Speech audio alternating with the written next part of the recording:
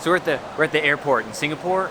This is a pretty cool airport. We left the Maldives at like 9 o'clock last night, and we landed here at like 4 in the morning. And you would think we go straight to our hotel and go to sleep, but no. There's a lot to do in this airport, so we've been hanging out. Well, it's 1 o'clock now. We should probably go to sleep soon, but we've been hanging out because there's so much to do in this airport.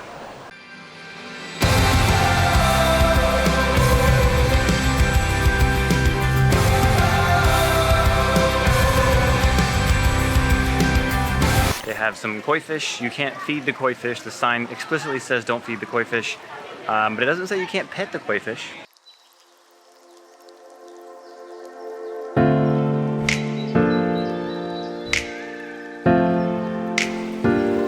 On the rooftop they have a sunflower garden, and it's even lit up at night. Pretty neat.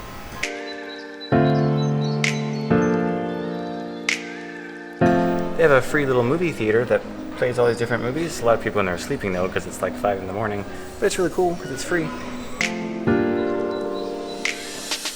One of the more well-known art installations is the Kinetic Rain art installation. It's these moving bronze raindrops, and they make shapes. It's really cool.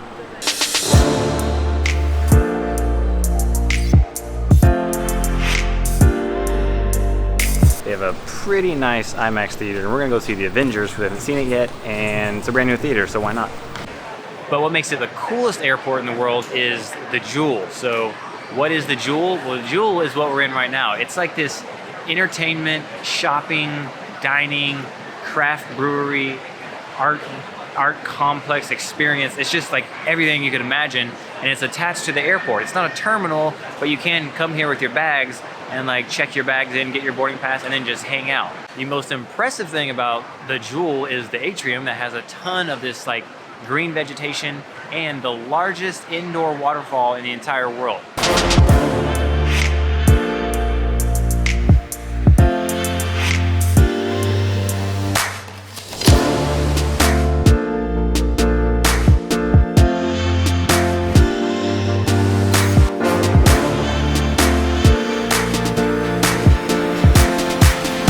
If you want to visit the Jewel and you don't want to walk around with your luggage because you actually are flying out, they have a baggage storage, which is great and super convenient. There is a ridiculous amount of shopping at this airport.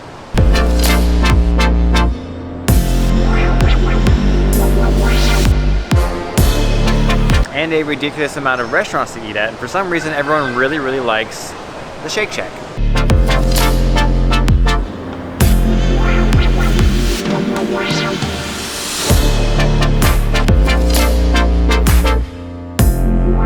On the top level of the atrium, there's tons of restaurants and craft beer breweries. Pretty cool.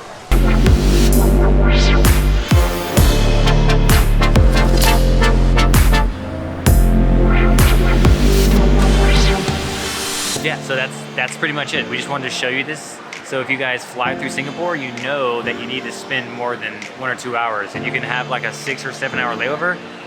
It's worth it. You could definitely spend an entire day here.